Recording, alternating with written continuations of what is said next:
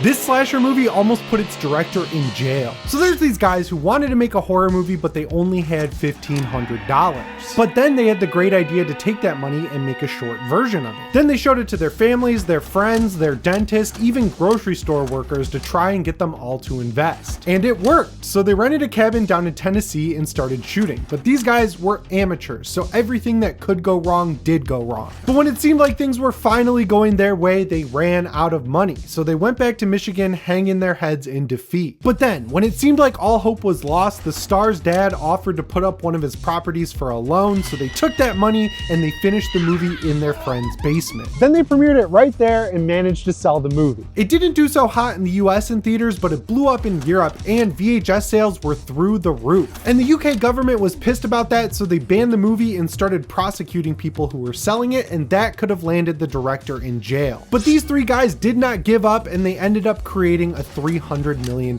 franchise. The three guys I'm talking about are Sam Raimi, Bruce Campbell, and Rob Tapert, and all three of them are real ones.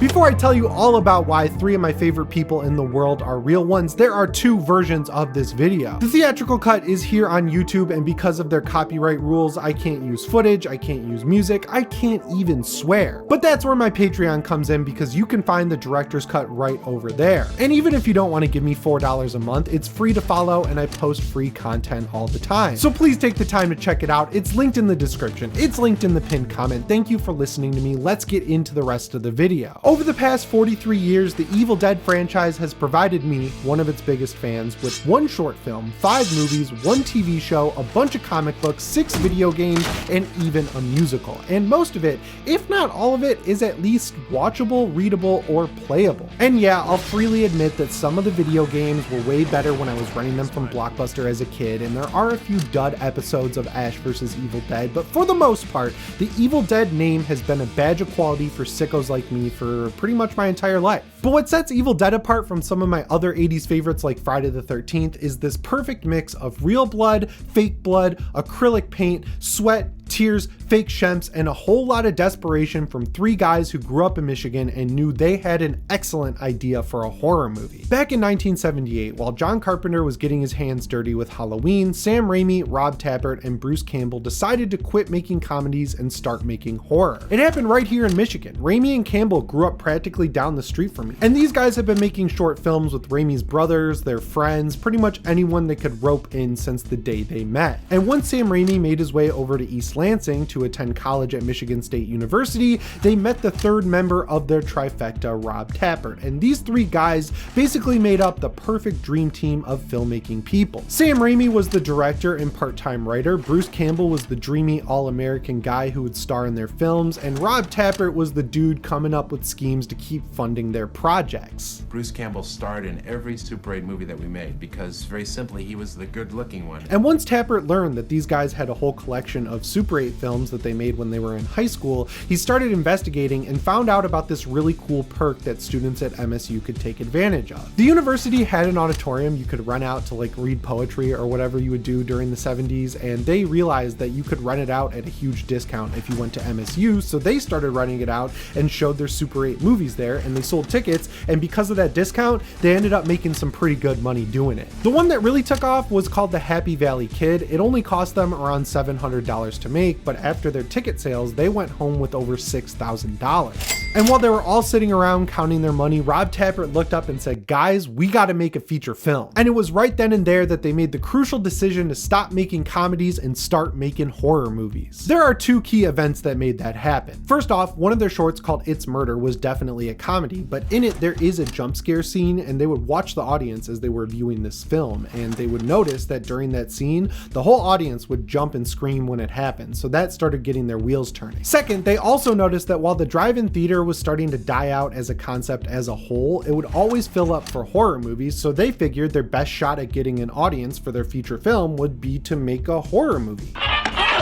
Raimi initially wanted to call The Evil Dead The Book of the Dead because he was a history major and he was taking a class on ancient Egyptian history, and they have an actual Book of the Dead, and he thought that was cool. So starting with the title, he came up with a 65-page script where a guy digs up a Book of the Dead, reads it, his friends get possessed by a demon, and then he has to dismember them. And it was right about there that they would hit the first of many roadblocks. Basically, they needed a lot more money than they actually had, so they took their last $1,500 and produced a short version of the feature film they wanted to make. Their idea was to take that short film and show it to potential investors to make them feel like they weren't just throwing their money down the garbage disposal or giving it to teenagers who wanted to go buy beer so they could have a college party or something like that. They called the short Within the Woods, and it has everything you'd expect to see from a prototype version of The Evil Dead. The biggest core difference between Within the Woods and the eventual Evil Dead movie we would get to see is that Scotty is not the hero. He actually gets possessed by the demon,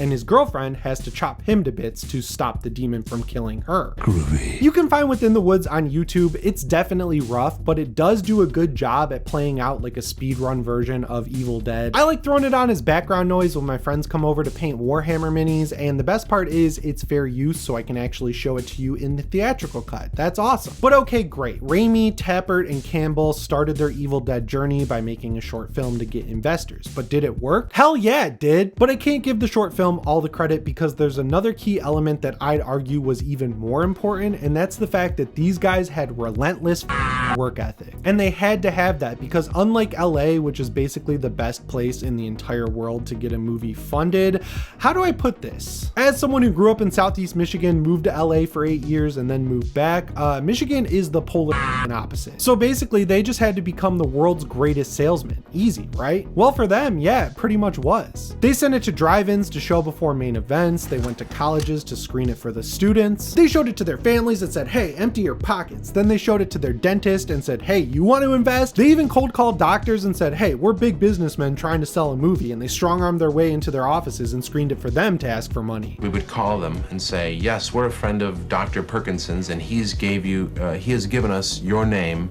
and said that although he could not invest, you might be able to. And they even went to a grocery store after it was closed and showed it to the guys stocking the shelves. And I remember we showed this first little Super 8 movie in the detergent aisle of a grocery store after it closed to a couple of merchants.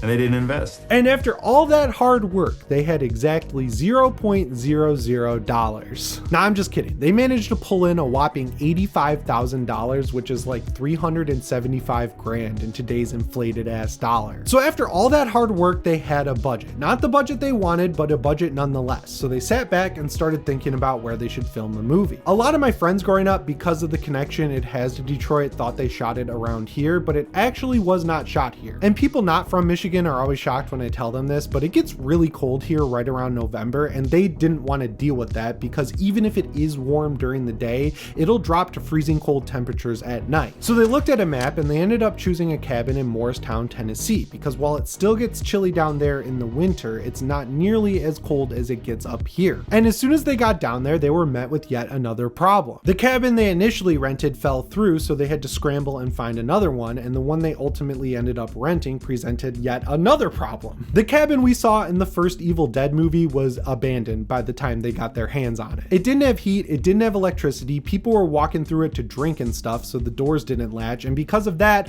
there was piles and piles of manure all over the house. Not from the people drinking, it was from the animals walking through, but it could have been from the people drinking as well. But Raimi, Campbell, and Tapert kicked that Midwest work ethic into overdrive and essentially rebuilt the cabin from the foundation up to fit the vision of their movie. We rebuilt it from the inside out. And while, you know, I'll never pass up the opportunity to rail on actors who are essentially professional crybabies, Bruce Campbell will eternally be spared of that punishment. I watched a lot of making of documentaries about Evil Dead, and no matter what person was on camera talking about filming it, not a single person had a complaint about Bruce Campbell. They endlessly praise how hardworking he was. Sam's goal always is to see how far he can push Bruce, and Bruce will never back down. He helped build the sets, he ran the camera, he helped rebuild the cabin's shaky foundation, he helped apply makeup, and when it came time to shovel out all that manure, he rolled up his sleeves and got his hands dirty. So as far as I'm concerned, Bruce Campbell gets a real one's gold star. Even with the heavy modifications they made, they couldn't get the heat working, so they started staying elsewhere, but after someone came through the cabin and stole a bunch of their Sam Raimi took it upon himself to start sleeping there. He says it was absolutely miserable. There were people walking through the cabin at night because they didn't know it was abandoned. He could hear animal noises, and of course, it was freezing cold. It wasn't just Bruce Campbell either wearing many hats on this production. They didn't have a full crew, so people had to do multiple jobs, and at first, any job that they didn't have a person for, Sam Raimi would just take over. So with Sam Raimi running around trying to do everything, nothing got done, and the shoot started to drag way beyond where it was supposed to be. Everything seemed like it was working against them. Even the camera was working against them. It got so cold that it would literally freeze up, and they'd have to light a fire in the fireplace to de-thaw it before they could start shooting. And because of all of these problems, the shoot that was originally supposed to be 6 weeks long ended up taking way longer than that and continued to fall behind schedule. They ended up shooting all the way through Christmas, and at that point, a lot of the crew, which included some of the actors, decided they were going back to Michigan. There's this common misconception that they got fed up with Sam Raimi and threw their hands up dramatically and ran out of the set, but that couldn't be further from the truth. I mentioned literal blood went into this movie, and I meant it. Like in the shots where Cheryl is trapped in the cellar and she's slamming on the door, she's literally slamming her head on that hard wooden door. And in the sequence where she's being thrown down into the cellar in the first place, you can actually see her in one of the BTS shots fall backwards and slam her head right on the side of that door. And in the scene where she's running through the woods leading up to that shot of the infamous tree related scene, you can actually see real blood obscuring the camera lens because the sticks and leaves and everything she was running through were cutting her legs.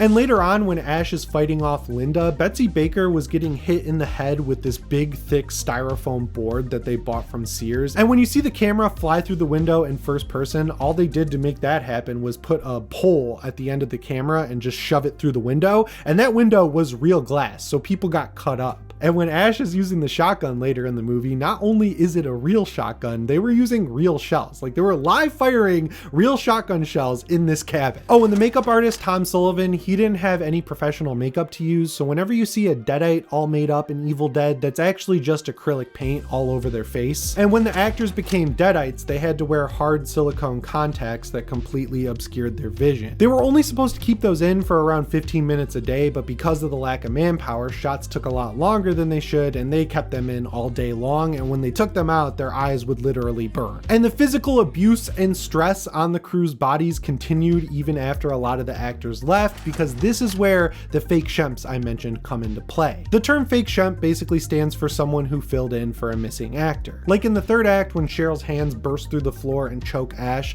that's not Ellen Sandweiss doing it, it's actually Sam Raimi's brother Ted. They wrapped filming at the cabin in January of 1980, but they didn't have all the footage they needed, so once they got back to Michigan, they spent the next year filming the rest of the movie anywhere they could. The reason it took so long is because they kept running out of money, and it got to the point where Bruce Campbell's dad had to put up one of his properties for a loan so they could finish shooting the movie, and he did it. So as far as I'm concerned, he also gets a Real One's gold star. And when it was all said and done, that $85,000 they started with ballooned its way all the way up to $375,000. Shooting, reshooting again, shooting some more, and editing took them well into 1981 until the end of the year when it premiered right here at the Redford Theater in Detroit. And here's a slasher fan fact for you guys. The Redford Theater is only a few miles from Brightmoor, which is where Barbarian from a couple of years ago takes place. And that premiere must have been a high point of Raimi, Campbell, and Tapert's respective lives. Like going from making Super 8 short film comedies to making a full-on 16mm feature film horror movie and premiering it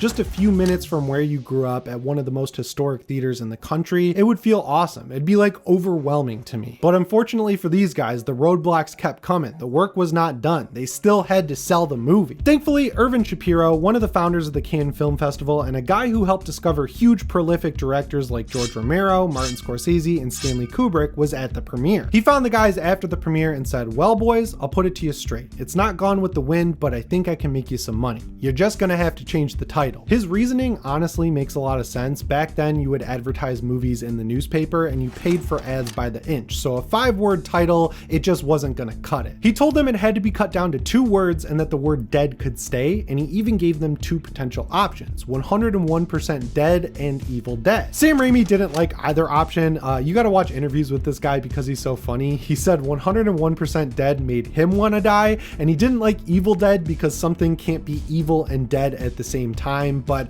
he just ended up going with Evil Dead, and he's grown to like it as the years have gone on, which I like. Since the movie was unrated, it could only get a limited release here in the United States, but after Stephen King saw it and gave it an extremely glowing review, they pulled a bunch of the quotes and made those ads, which helped it expand its sales dramatically with VHS. Shapiro also took it to Cannes and showed it there, and that made it catch on in the European market, specifically in the United Kingdom. As far as its weird theatrical runs went, it ended up making around $30 million, which is insane for a movie that cost less than 500 grand. So with that success under their belt, the boys finally had some time to kick back and breathe. I mean, their careers were just beginning, right? Nope. As it so happens, that massive success in the UK came back to bite Sam Raimi to the point where he could have faced heavy fines or even been in prison. The Home Secretary Michael Howard has said he will look closely at a report which says there is a link between violent videos and crime. Back in the early 80s, right here in the US of A, we were releasing the goriest, the gnarliest, the slasheriest movies ever put to film, and our former owners, well, that sounds weird to say. Anyway, the UK, they were trying to put a big stop to all the fun. That era was called the video nasties era, and during it, the UK was going after low-budget horror movies, so my bread and butter, and they were prosecuting anyone who distributed, sold, or made VHS tapes of those movies. The specific laws they were using to target filmmakers were obscenity laws, and they came with harsh punishments like huge fines and even jail time, like I said earlier. Since The Evil Dead was deemed a video nasty, it had to be screened for the British Board of Film Classification, or the BBFC for short, which also sounds wrong. But anyway, after they watched it, their opinions were split. Half of them thought it was so over the top that there was no way it could be taken seriously, which is the correct opinion, but the other half thought it was so nauseating, as they put it, that it would convince kids to. They came to a consensus that it had to be cut down by 49 seconds, and it also got an X rating, which in the UK is also classified for. And I'll give you one guess what scene made up that 49 seconds they wanted cut out. And the problems got worse a month later when it was released on VHS. It topped the charts, which is good, but the founder of the National Viewers and Listeners Association, Mary Whitehouse, who seems like a grade A, took notice and quickly labeled it the #1 nasty. And just like the people who made the movie, she was relentless with her goal, so she took it to the UK House of Commons and showed them some of the goriest moments, with the goal of getting a loophole fixed in the way that movies could be released back then. See, while when you wanted to release a horror movie in theaters in the UK, you had to screen it for them and get parts cut out to deem it releasable, once you released it on VHS, you could technically just put the uncut version on the tape. But the weird thing with The Evil Dead is that the version that made it to the VHS tapes was the cut down theatrical version, so it's bizarre that she chose this one as the #1 nasty. Like, there are probably many better choices. It was most likely just because this one was popular. Either way, her campaign was successful, so they created this actual list of movies where if you distributed or sold them on VHS,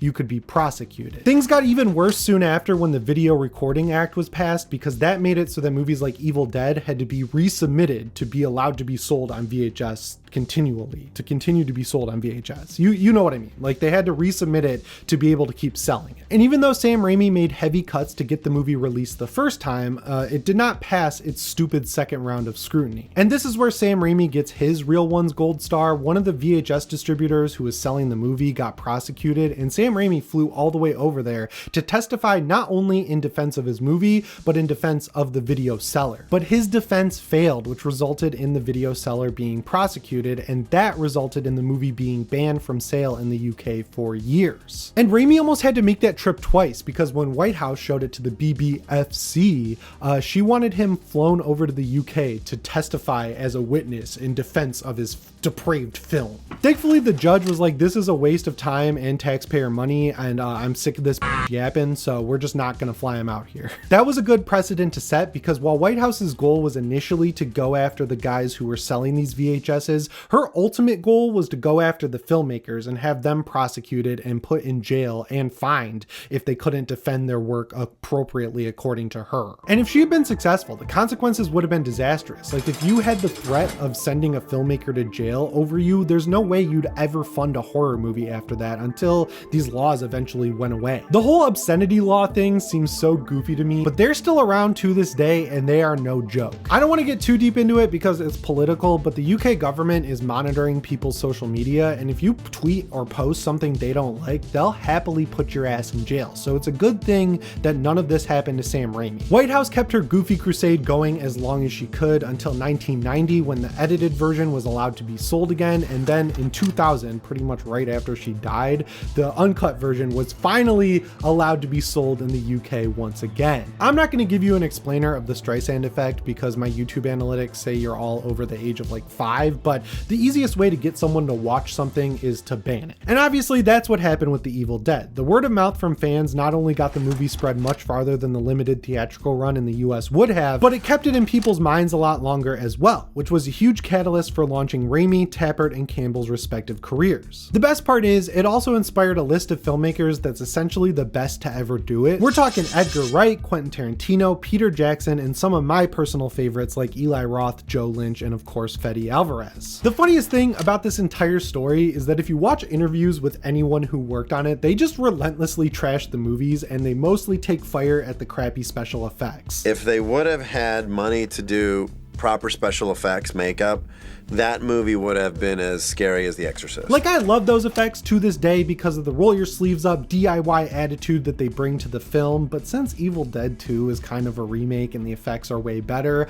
I always just default to that one over the original Evil Dead. But taking all of this drama into consideration, at the end of the day, it's just good marketing. Like, if the movie sucked or it was yet another slasher that copied Halloween and got popular because the wrong person saw it, there's no way it would have the legacy that it still does to this day. And I think it's safe to say that we all know almost 5 decades later that the movie doesn't suck because it does have a $300 million multimedia franchise attached to it. I love thinking about the Evil Dead's legacy because the process of making it is so intertwined with the actual movie itself. The Evil Dead at its heart is about a goofy everyday dude traveling to a cabin with his friends to just get drunk for the weekend, who then ends up having to traverse through hell. He goes from running away in fear at the first sign of trouble to being tormented seeing all of his friends fall victim to a demon that steals their souls, to taking it upon himself to survive the night and eventually see the sunrise. And the process of making it was almost exactly the same. A group of friends piled into a van and drove down to an abandoned cabin where they were faced with bitter cold, malfunctioning equipment, and a lack of resources both human and material. But no matter what they were faced with, Sam Raimi, Bruce Campbell, and Rob Tapert did not give up. And when they got back to Michigan, they didn't just edit together what they had and release it. They put in the time, effort, and energy that was required to make it the best that it could be. And finally, when they were attacked by a country's literal government, they stood strong and protected their hard work, which launched all of them into lifelong careers of much more success than failure. Whether it's watching the movies or learning about their history, The Evil Dead is and always has been special to me because of what it stands for: desperation, resolve, and ultimate perseverance. No matter which story resonates with you, the movie itself or the process of making it, those are damn good themes. And when it comes to not only horror movies, but movies as a whole, they're themes that aren't represented often enough. If you want to do something hard in life, just do it. You're probably going to fail at first, but if you pick yourself up and put your head down and get back to work, your odds of succeeding are so much better than they would be if you quit, because then there's zero. So with all that being said, it is inarguable, in my opinion at least, that Sam Raimi, Bruce Campbell, and Rob Tapert are all real ones. And that brings me to the end of this episode of Real Ones. Please check out my Patreon, it's free to follow. And also, if you're feeling really nice, subscribe to the channel and set your notifications to all. As always, guys, my name is Jimmy Champagne. I'll see you in the next one. I'm cold as so I'm getting out of here. Thanks for watching and shape on.